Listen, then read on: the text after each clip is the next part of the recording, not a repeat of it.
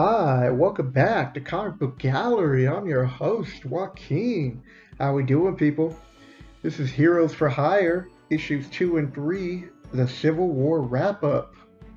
So, in this first page right here, you see Misty Knight holding a paper. It's like casualties of war, anti-registration, Bill Foster, aka Goliath, killed. And Misty chimes in, "This is exactly what I warned you about." And Iron Man, next page, is like, "Misty, no, Bill Foster is dead, Tony." I added in that no for dramatic effect. And then Shang is like, "There are many planes of existence." Black Cat's like, "What was that killed him? Because it sure as hell wasn't Thor." Iron Man's like, "I know what happened, Black Cat. I was there." And Colleen jumped in. She's like, "Everybody's upset, so let's take a moment here and all calm down." Then Tarantula's like, "Please, he was an enemy combatant." And Paladin's like, "Tarantula's got a point." Black Cat's like, "Uh-oh." And Misty's like, "He was a friend of mine." And boom, sucker punches her right in the side with a robotic arm, people. You know that had to hurt. So I'm jumping around, trying to like just highlighting the book here. Trying to keep this video super short, people. So on this splash page, we get to the point where they're looking for Steve, because after a conversation between Misty and Iron Man, they decide to go look for Steve Rogers. Just, Misty wants to talk to him about what's going on and get his side of the story, and Iron Man's like, "Good luck." So they arrive at the laboratory of Mr. Fantastic, and up top you see in bubbles, it's like 1 hour later, and he's looking through a microscope. He's like, "Definitely skull DNA fused with some unknown synthetic organic material. Where'd you find it?" And Misty's like, "Up around 110th Street. And Misty's like, "Hypothesis, Professor?" And as you can see on the bottom here, Mr. Fantastic's like, "Illegal organs transplants are nothing new. Whoever's getting these organs probably expected to absorb skull genetic traits." And Misty's like, "Oh, there's a bunch of sick skrulls in Manhattan." And Tarantula's there, and she's like, "That seems unlikely you would remember that there was a cult of humans adding mutant organs to their body." And Mr. Fantastic's like, "The human?" Misty's all, "Okay, so let's just say the new fun is skull implants. People have enough trouble being transplanted organs from other humans. I have to think this is more dangerous on a number of levels." And Mr. Fantastic's all, "Not necessarily. Skulls are extremely adaptable. It's possible their organs would function better when moved to an alien bioorganic environment by simply mimicking their surroundings." And Trance is like, "Unless skulls or cells are capable of sentinel thoughts, given the nature of their shape-shifting abilities, the likelihood of memory being transferred on a cellular level is very high. Wouldn't you agree, Dr. Richards?" I hope you people got all that. Could someone please explain that to me in the chat? 40 minutes later, at a Hidden Shield safe house. So you have Captain America and Luke Cage, and they're looking at some files, and they see that that villains are now being recruited to help them fight Captain America's crew. At this point, if you see on the next page, Misty has tracked them down, and she has the Heroes for Hire team with her. And so Cap and Luke agree to see them.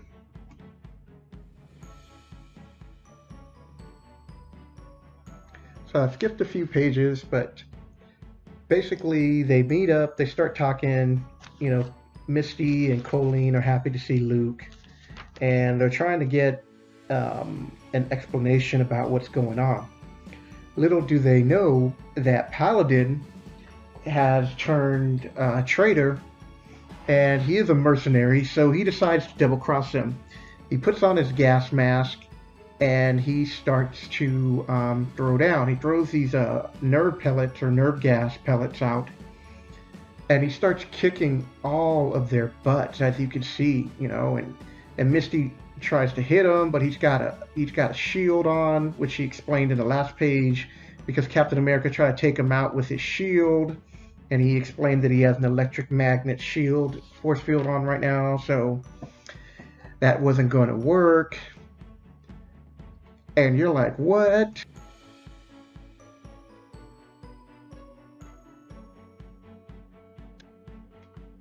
So Paladin's like owning them. So if you look at this page here, he's giving Cap a right cross. Maybe it's a left cross. Looks like a right cross. And he's like, can't hold your breath forever. And Captain America responds to a kick to his face. And then Paladin's like, the war's over, Cap. You lose. So here we have Paladin. He's taking out the whole Heroes for Hire plus Luke Cage and Captain America. Then you hear Paladin. He's like, this is Paladin the Shield. I've secured Captain America. When I first read that, I was like, man, this is some BS. I can't believe what they just did. So here we are. Opening page. Issue 3. Heroes for Hire, Civil War. You see, the only thing that you see here on this one page is Misty, as the SHIELD agents are grabbing Captain America and keeping guns on everybody. Misty's stop bubbles are, never trust a purple mercenary. Paladin, you son of a... And then Paladin's like, you know Captain America is a wanted man, Misty. Not by us, he isn't. Let me remind you, this arm can produce 3,000 pounds of pressure per square inch, and all I have to do is squeeze your head. They will pop clean off. He's like, and so the SHIELD agents are like, should we be helping him? He's like, we got Captain America. He's on his own. And then she throws him. He's like, smash, hits the wall. I'm like, damn. So they're checking in with SHIELD, and you see Misty just laying in on Paladin. She's like, you son of a... And then they go back to SHIELD. And it's like, get me Iron Man. Yes, sir. Where's it now? Huh?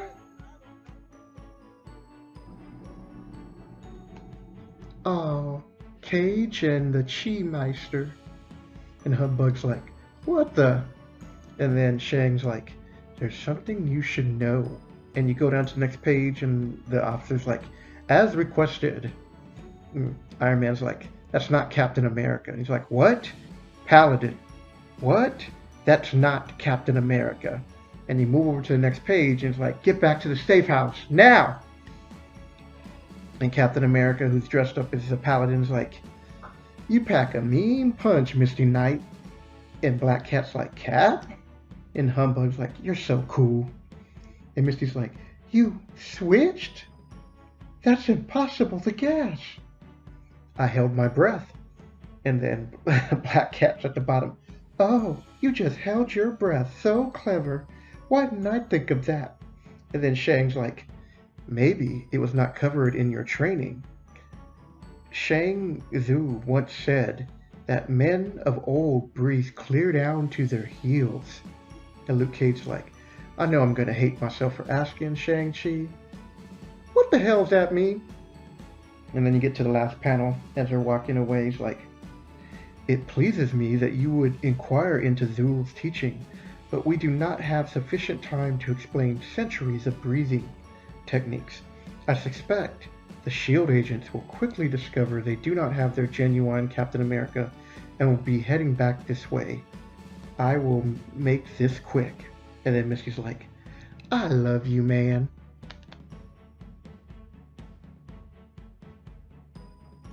During Paladin's treacherous attack, his focus was entirely on the apprehension of Captain America. You hear Paladin's like, this is Paladin. I've secured Captain America. And then you see that Shang is like hitting him in the back of the neck. Given only a few seconds to evade his awareness, I was able to launch a sufficient counterattack. And so you see him pulling his gun, but it's no use because Shang's got the drop on him now. And he rips off his mask, gives him a kick to the chest, then palms him, knocks him out. No, almost knocks him out. He grabs for a knife, he disarms him, and that's how he does it.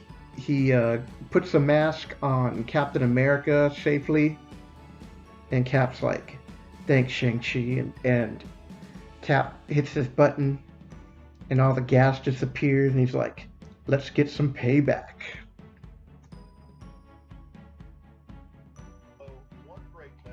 The Baxter Building, headquarters of the Fantastic Four. Mr. Fantastic is talking to Tarantula. He's like, remarkable, Tarantula. I do what I can, Mr. Fantastic. And then Colleen, she's like, can you make a pair that looks like the shades Elvis used to wear? And you see Humbug, he's like, can you upgrade my goggles? They get all foggy when I breathe too hard. And then you hear Iron Man's voice. He's like, you might need your head upgraded while you're at it. Someone tell me what happened with Captain America. And here's the part where Misty, she's like, he absconded. And when I heard that word, I was like, what? Abscond? What does that mean? So here we go. Definition. Abscond is generally used to describe, well, this ain't the technical definition, but this is a description of it. Abscond is generally used to describe someone running from the law or capture, and the word abscond has been in use since the early 16th century. Running away and hiding being nothing new, dogs who get off the leash and dart into the woods are not necessarily absconding, they are simply making a break for it. I was like, really? You're going to introduce 16th century law in a comic book? Come on, man, get real. So Iron Man goes back and he's like, you helped him get away, Misty.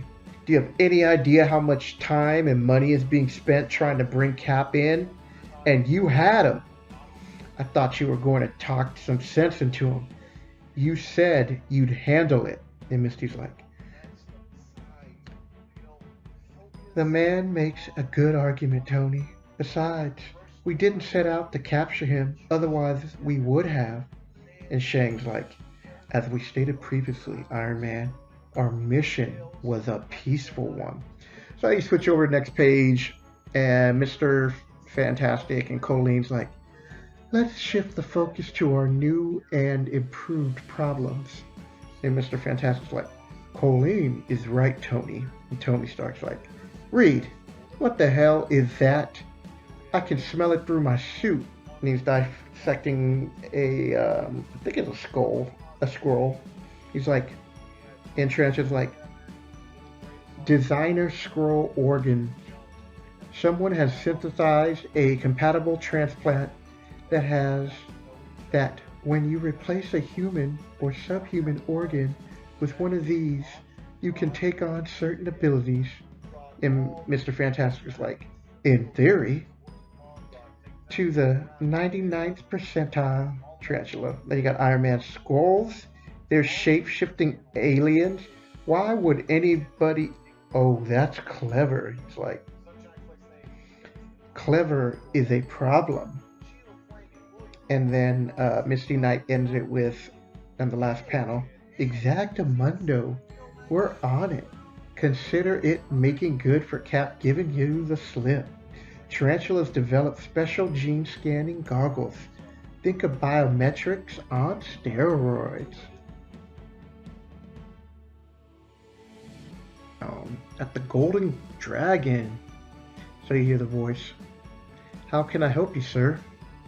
And the gentleman looks like a homeless dude. It's like, I have a delivery for Misty Knight. I'm Otis, Secretary Supreme. I can take it. Ko-Ling Wing. Shang-Chi. He's like, nope. So he's asking for all these people and nobody's there. He's like, Look around, Eagle Eye. Do you see anyone but me in this office? He's like, no. Just leave it. I'll make sure she gets the package. I don't know. It's kind of important.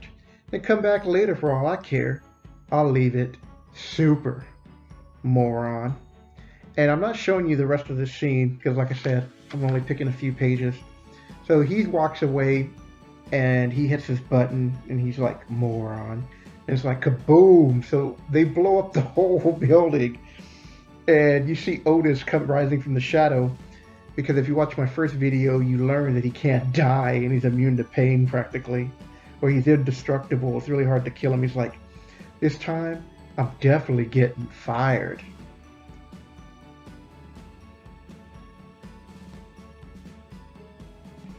Run away now, children. King size, do your thing. My pleasure, Fiosha. Flame, you're up. And then you see this guy blasting them with fire. He's like, I love the smell of roast pork. And now you see a villain from the past, Riccadonna. What a magnificent show. I can see you were money well spent.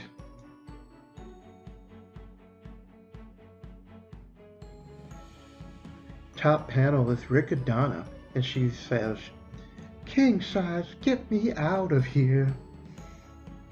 And King size is like, what's our order of business, Riccadonna? As a representative of the criminal community, I have a reputation to protect. Said, reputation was tarnished recently. Therefore, it's my duty to kill the skanks responsible. And one of the other villains, he's like, you should know that some things have changed since you went inside. And she's like, baby, we have cable. I know everything that's happening, and it excites me endlessly. The big boys are tearing each other apart and leaving the streets ripe for the picking. Together, we'll rebuild my empire.